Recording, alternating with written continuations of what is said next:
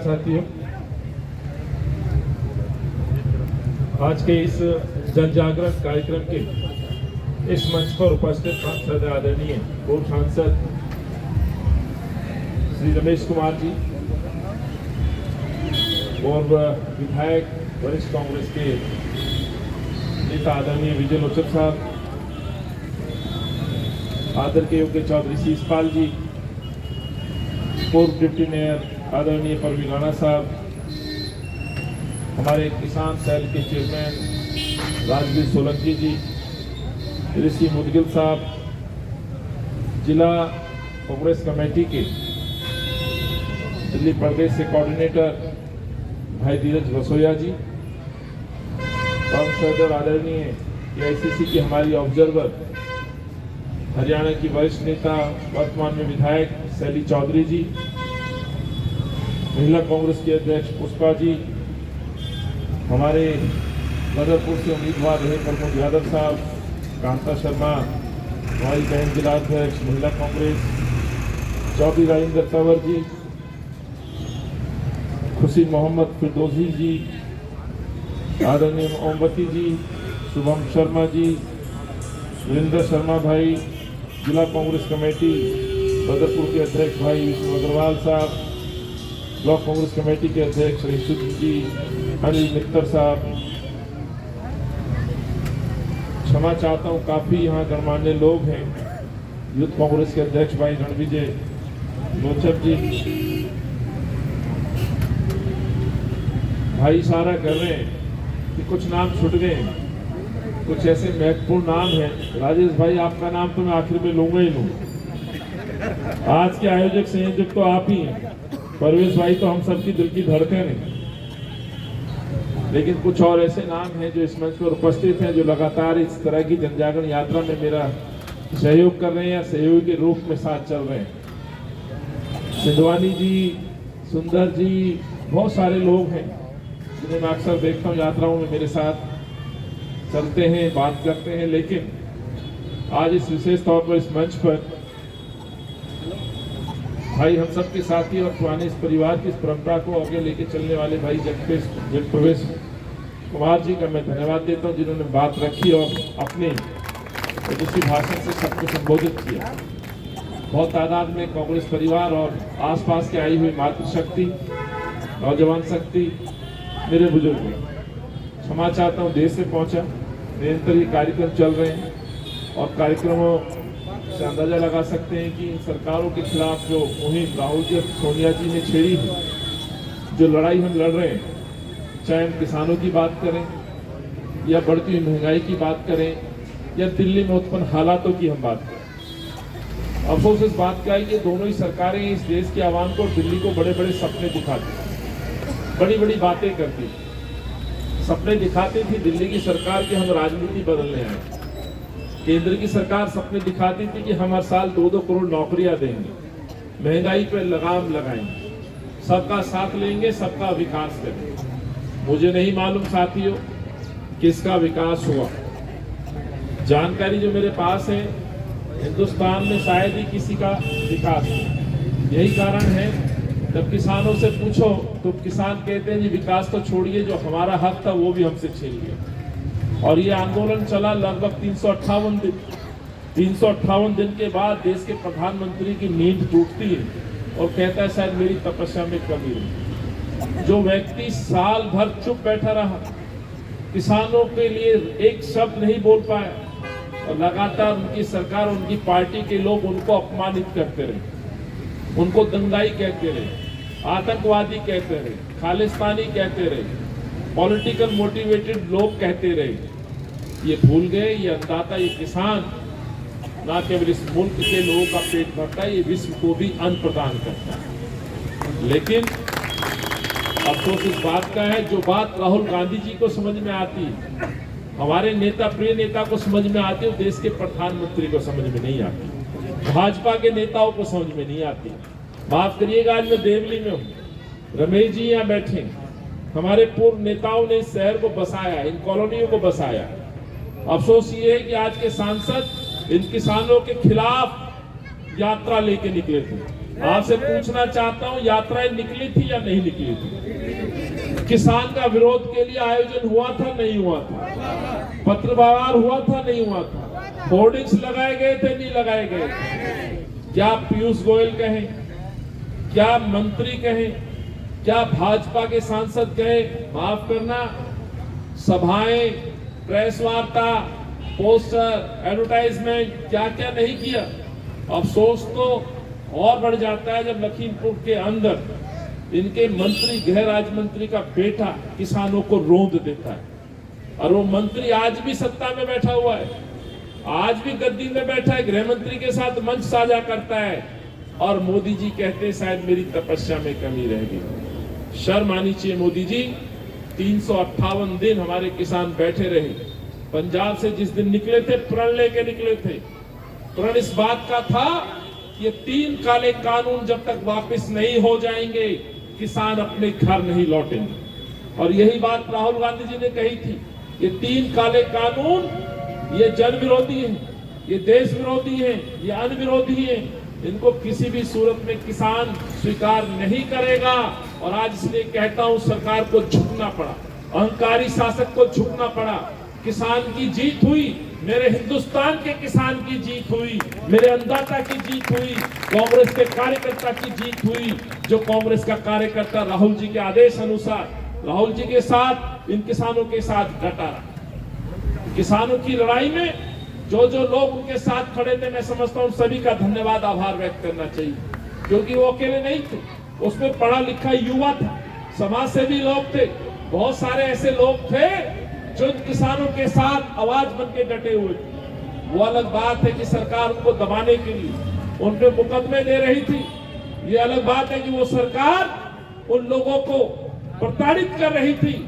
लेकिन जब बात अन्नदाता की आएगी, देश की आएगी, तो माफ करिएगा, ये लोग जो किसानों के साथ डटे थे, वो लोग जो कांग्रेस के साथ खड़े थे, या वो लोग जो कांग्रेस के नेता हैं, अरे ये तो गुलामी से पहले अंग्रेजों से नहीं डरे, तो इन चोरों से हम कैसे डर सकते थे?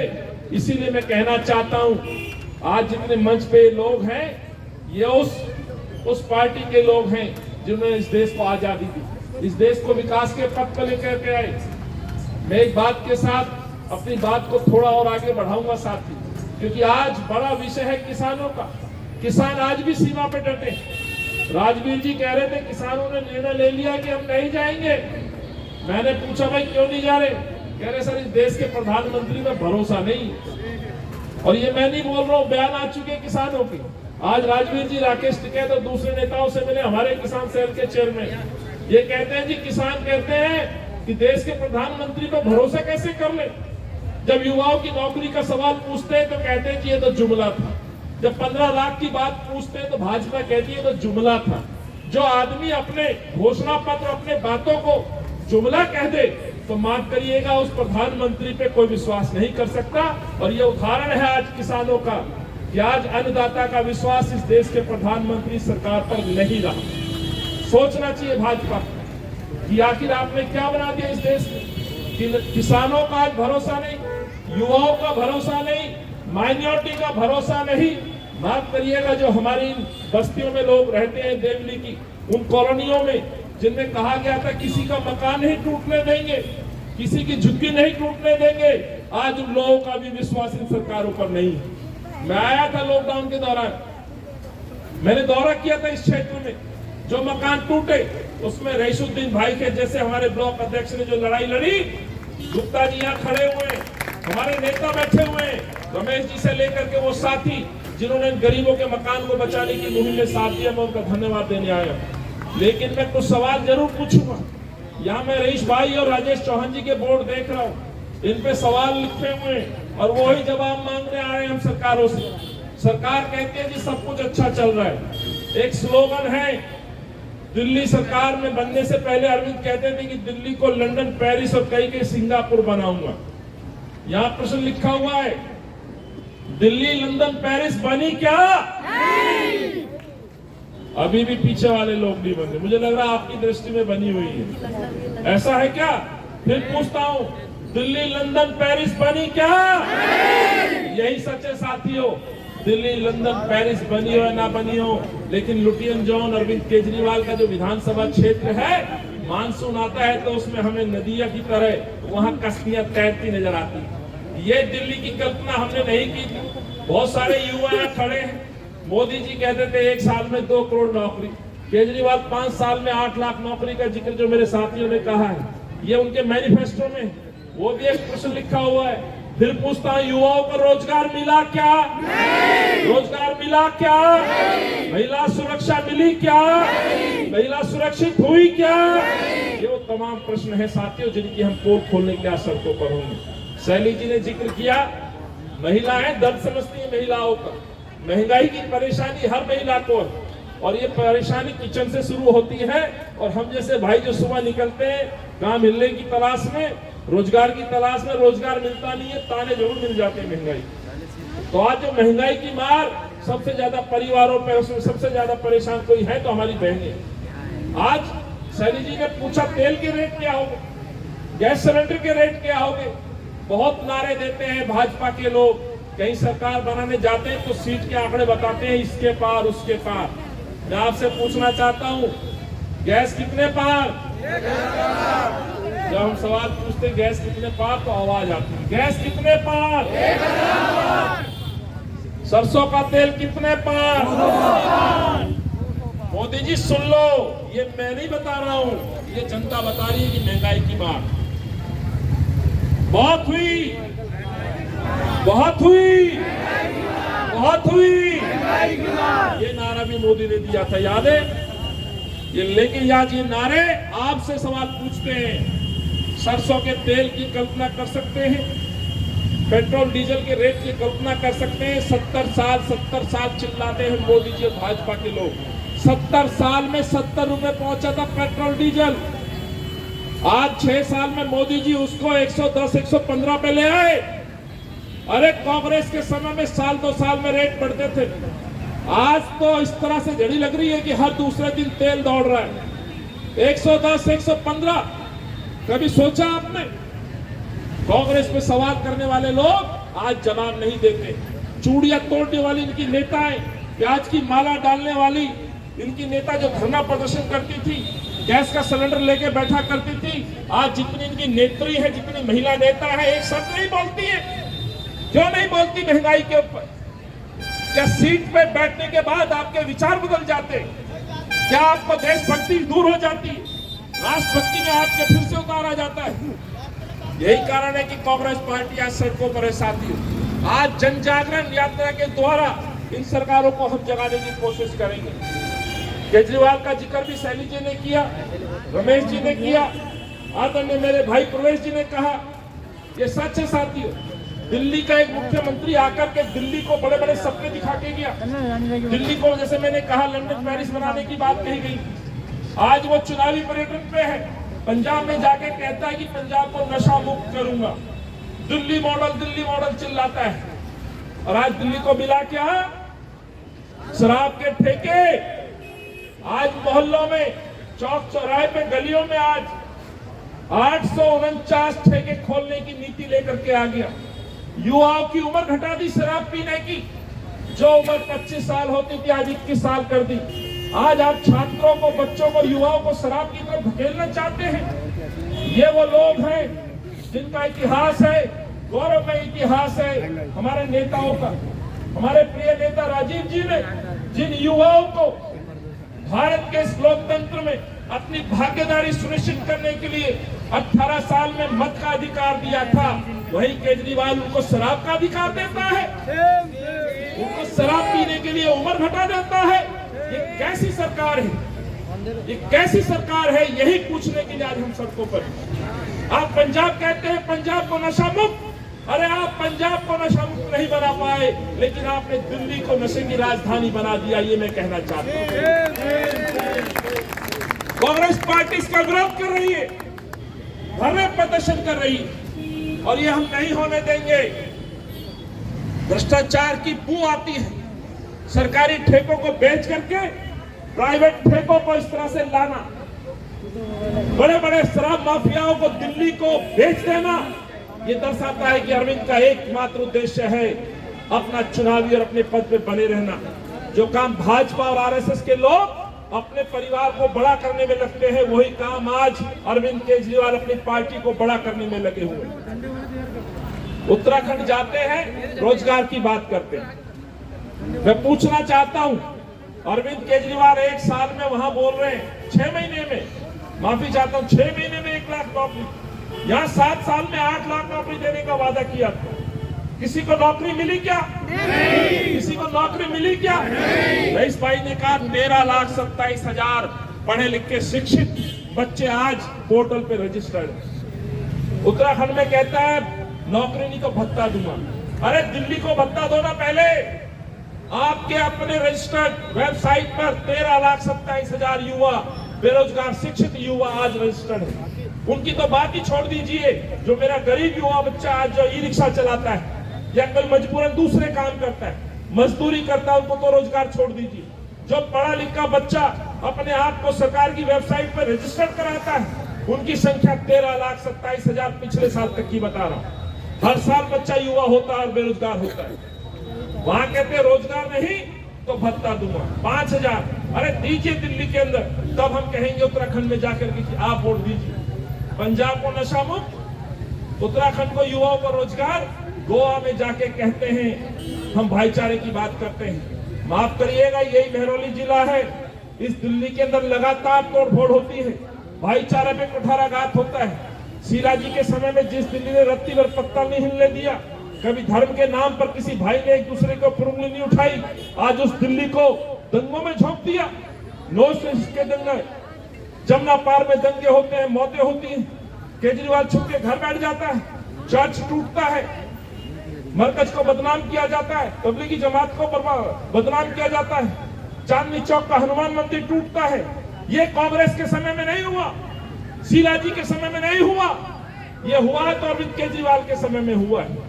कोविड काल के समय जो मुख्यमंत्री छुप के घर में बैठ जाए, 2.5 महीने घर से ना निकले, लोग सांसों के लिए तरसते रहे, अस्पतालों में बिस्तर ना मिले, मेडिसिन की कालाबाजारी हो, 600-800 रुपए का इंजेक्शन 60-60 हजार रुपए में बिक जाए, और वो मुख्यमंत्री कहता है कि मेरी दिल्ली नंबर 1। माफ करिएगा, इस शहर को आपने क्या बना दिया? आपने नंबर 1 बनाने की बात कही थी। विकास में तो दिल्ली नंबर 1 बनी नहीं बनी वो आप सब जानते हैं, लेकिन दावे के साथ कहता हूं, ये सरकारी रिसर्च के साथ कहता हूं, दिल्ली नंबर 1 बनी।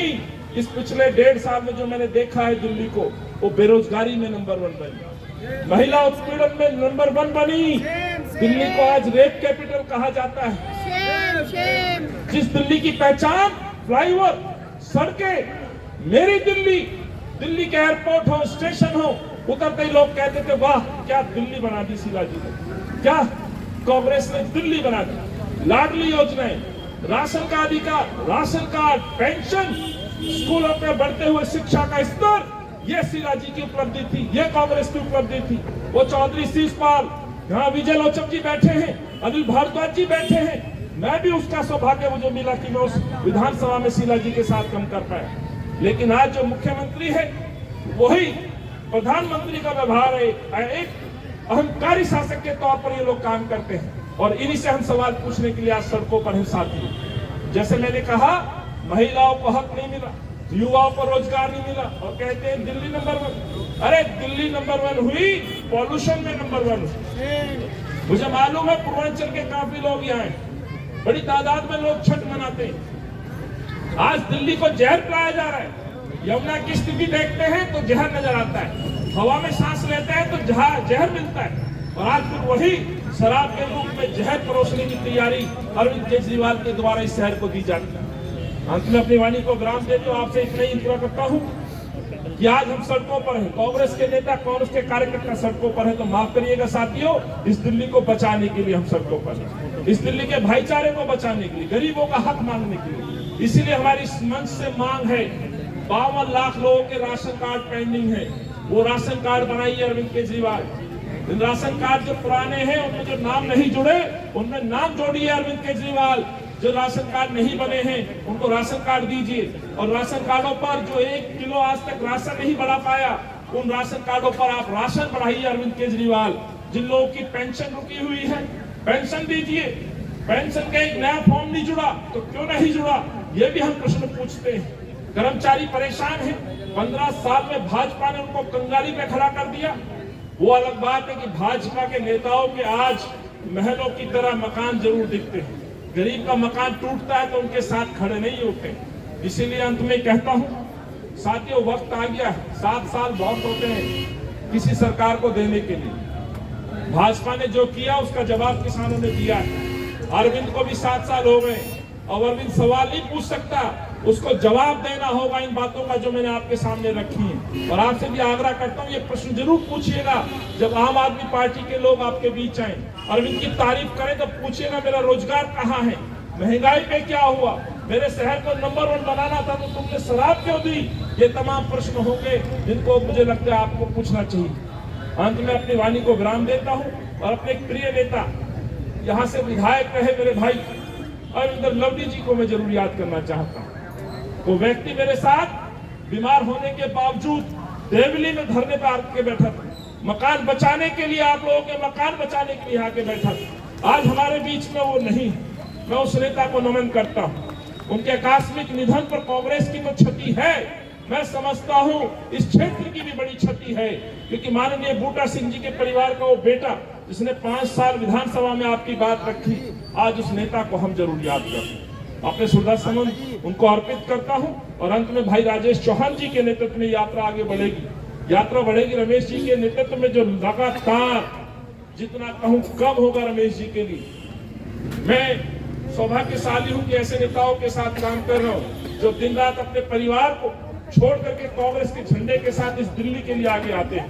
ये तो माफ करिएगा, इस उम्र में रमेश जी को भी घर में आराम करने का अधिकार है। इस उम्र के अंदर ये भी अपने बच्चों के साथ समय बिता देते हैं, लेकिन 15 दिन से निरंतर सड़कों पर है। कभी कैंडल मार्च में दिखाई देते हैं, कभी सेमिनार में दिखाई देते हैं, तो कभी सड़कों पर नारे लगाते नजर आते हैं। तो रमेश जी को इस मन से भी आभार व्यक्त करता हूँ विजयलोचन जी का, जो महपालपुर से लेकर के बाबतपुर तक जाते हैं।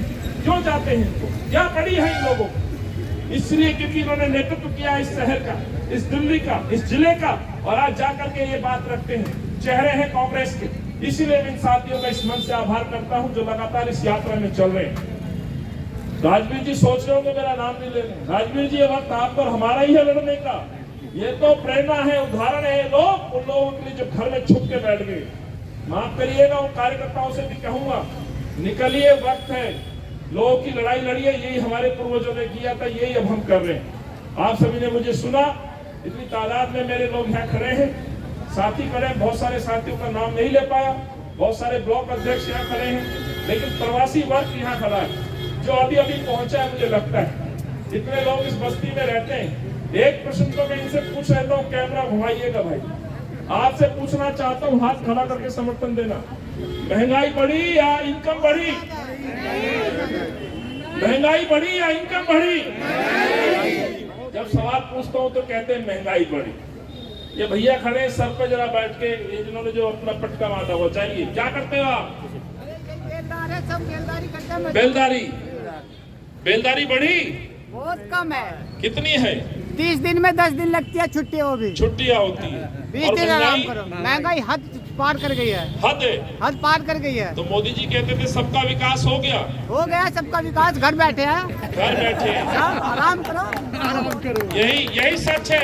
इस भाई का दर्द है, यही मैं पोल खोलने आया हूँ, यही सोनिया जी का आदेश है, और यही मैं बात करता हूँ सड़क में निकलते हुए। या जितने बुजुर्ग युवा खड़े हैं सबसे पूछो तो यही परेशानी आती है जी, बहुत हो गया, विकास तो हुआ नहीं, सत्यानाश कर दिया। किसी की इनकम नहीं बढ़ी, किसी को कोई सहायता नहीं मिली, लेकिन जुमलेबाजी में वोट के लिए निर्णय लेते हैं, धर्म को धर्म के सामने खड़ा करते हैं, भाई को भाई के सामने खड़ा करते हैं। ये इनका इतिहास है। साथियों क्षमा चाहता हूँ, काफी समय लिया, बहुत बहुत धन्यवाद। और राजेश जी से कहूंगा यात्रा का रूट बताएं और फिर हम निकलेंगे आपके साथ। जय हिंद। साथियों,